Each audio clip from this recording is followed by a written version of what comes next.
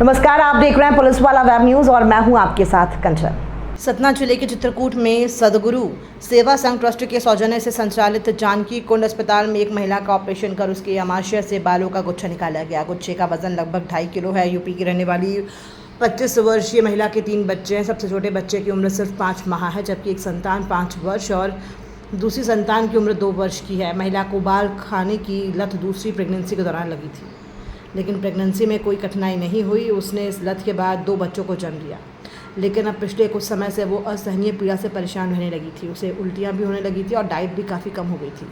UP के Banda medical college में उसने इलाज भी करवाया, लेकिन राहत नहीं मिली। बाद में वो जानकी कुंड अस्पताल आई, जहाँ senior surgeon doctor Nirmala Gehani ने उसकी जाँच की और उसके अमाशय की वो शक्लें हो चुके बालों के गुच्छे को ऑपरेशन से बाहर निकाला।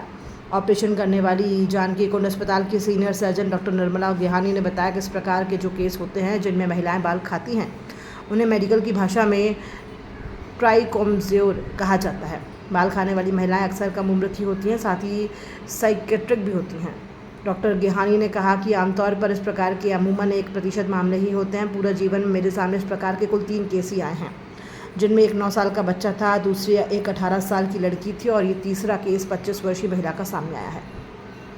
महिला को दूसरी प्रेगनेंसी के दौरान बालों को खाने की आदत पड़ी थी। महिला अपने बालों को तो खाती ही थी, साथ ही आसपास पड़े दूसरों के बालों को भी खा लेती थी।